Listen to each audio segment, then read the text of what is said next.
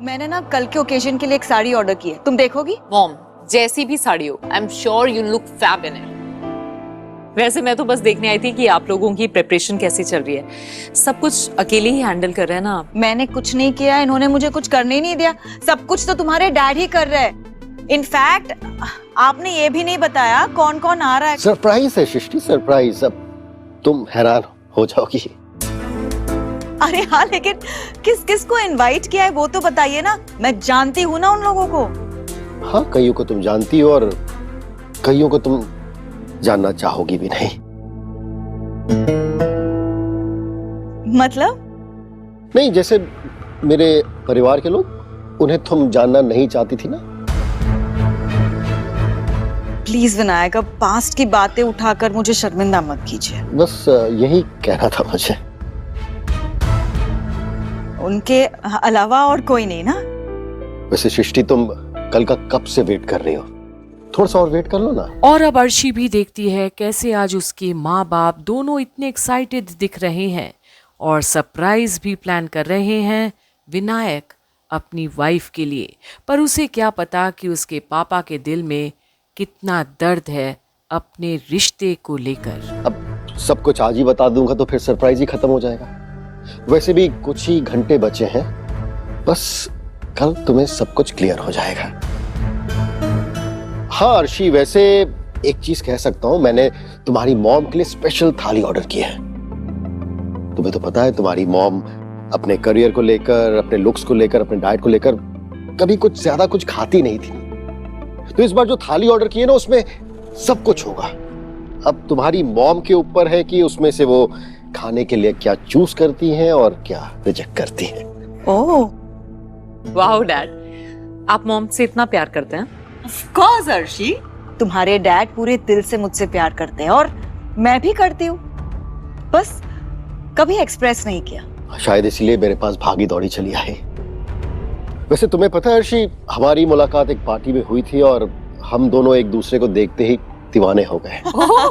और अब जहां विनायक की एक एक बात में व्यंग झलक रहा है, वहीं अर्शी को सिर्फ प्यार नजर आता है इन दोनों के बीच। वैसे मैंने तुम्हारी मॉम के पास्ट के बारे में कभी कुछ जानने की कोशिश भी नहीं की और कभी चाहा भी नहीं। पास्ट मतलब? पास्ट मतलब पास्ट। रिलेशनशिप में आने के बाद अपने पार्टनर के बारे में जानना बहुत नॉर्मल होता है, लेकिन मैंने तुम्हारे बारे में कभी जानना चाहा ही नहीं। आप जितना सर्च करना चाहते हो उतना कर सकते हैं विनायक। कुछ भी नहीं मिलेगा आपको, कुछ है ही नहीं तो क्या ही मिलेगा। सही कह रही हो तुम, सब कुछ इतना छुपा कर रखा है तुमने, कैसे मिलता मुझे कुछ। लेकिन राज जिंदगी भर छुप के नहीं रहते सृष्टि। अब तुम एक खुली किताब हो और उस किताब को बैन करने का समय आ गया है। मेरा तो जितना नुकसान होना था हो चुका है और किसी का नुकसान नहीं होने दूंगा, इसीलिए मुझे इस किताब को बैन करना ही होगा। और जहां विनायक के मन में कई सवाल जवाब उत्पन्न तो हो रही है 25 साल जो बिताए हैं सृष्टि के साथ, वहीं सृष्टि को भी कुछ अजीब तो लग रहा है विनायक की बातों से। कम ऑन विनायक, कैसी बातें लेकर बैठ गए आप? बेटी आई है आपकी। अर्शी, तुम क्या खाओगे बताओ? कुछ नहीं मॉम, आपको पता है ना कि मैं इस वक्त कुछ नहीं खाती। मैं तो बस देखने आई थी कि सब कुछ ठीक से चल रहा है ना। हाँ हाँ, सब ठीक है, ऑल गुड ना विनायक? हाँ, एवरीथिंग्स फाइन।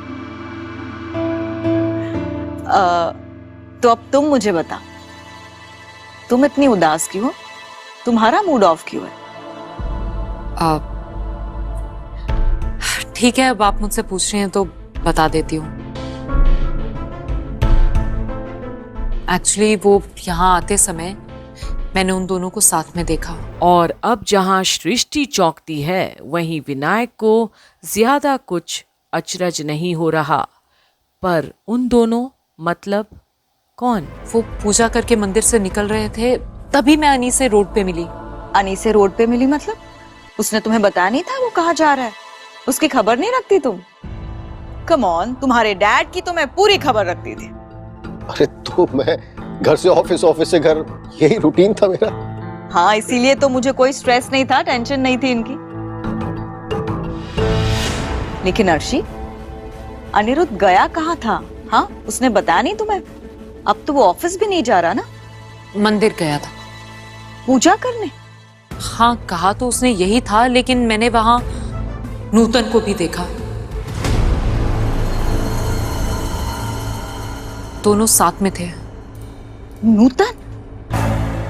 नूतन और अनिरुद्ध साथ में मंदिर गए थे? क्यों?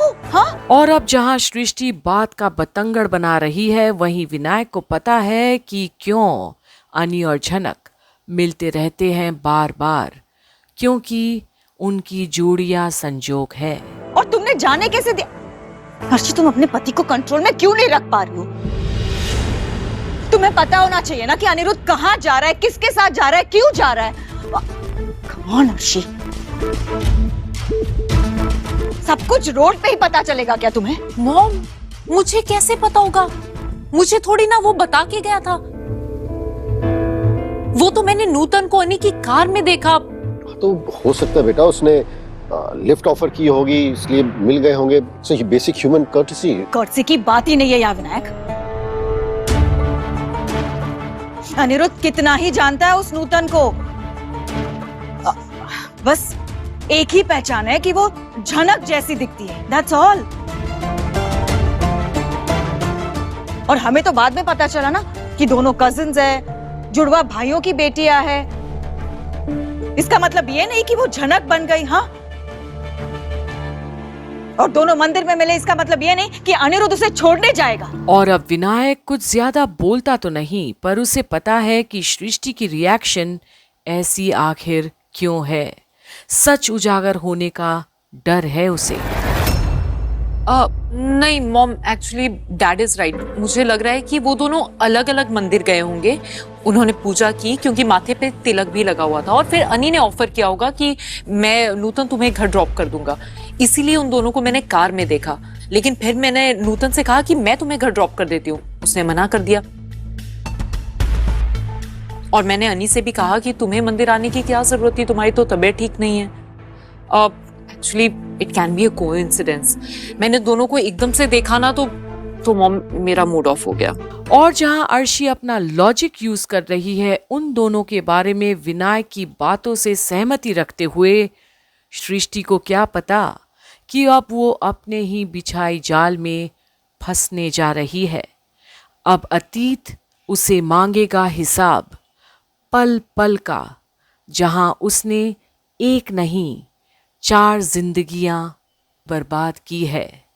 विनायक, बृजभूषण, उर्वशी, झनक।